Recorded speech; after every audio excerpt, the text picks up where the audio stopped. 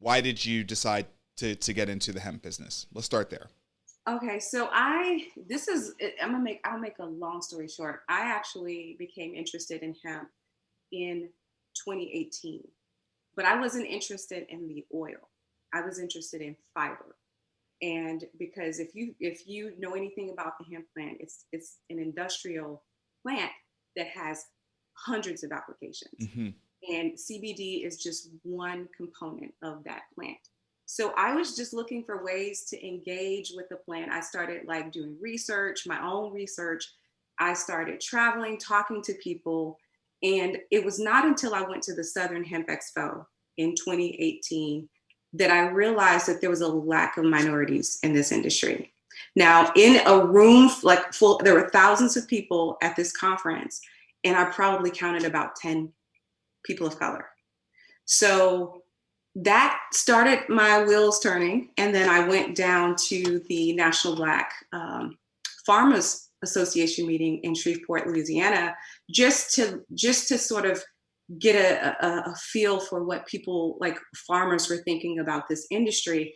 And when I walked into that room, there was about 150 people or so in the room, and most of them were over the age of 60, you know. And so I realized that there's an older generation of people that are starting to move out of farming, Mm. and not a new generation of young people getting into farming. So I came back with this sort of rekindled sense of like, there's a mission. I got something I need to work on, I need to do. And I met with the dean at the School of Agriculture at TSU. And I was really interested in what this HBCU wanted to do in the hemp industry. And so there were some people there doing research. But what I found was that a lot of the students graduating from the Department of Agriculture were not going into farming or even farm services. They were going into animal sciences. And so I thought it was really strange. And with TSU being an industrial and agricultural university, why there was not much more engagement in this new cash crop that it was in the pipeline. And so started just doing, asking around, talking to people. And then I met my current business partner, Mark Montgomery, through a mutual friend of mine who was interested in the industry and interested in the same thing that I was interested in, but he was wanting to get involved he wants to get involved. He's like, I want to get involved with the whole plant.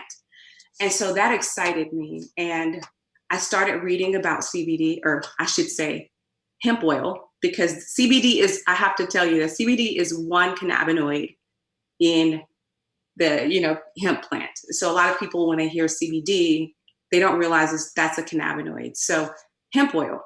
And so I just loved what he stood for and what he was wanting to do in the industry. And I wanted to align with that. So he convinced me to join his team.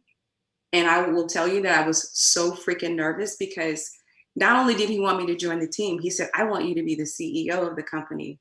And I was like, whoa, no, like, oh my God, I've never run a company before. Heck no. And so I would say 3 more meetings after that, after talking to him and actually just engaging with the other people that were a part of the team and some of the investors, I realized I couldn't let fear dictate my ability to take this risk. I was like, I cannot allow this. So I came home. I was terrified. I said, yes, I'll do this. And I'm glad I did, because it has been a wonderful journey. It's been a hard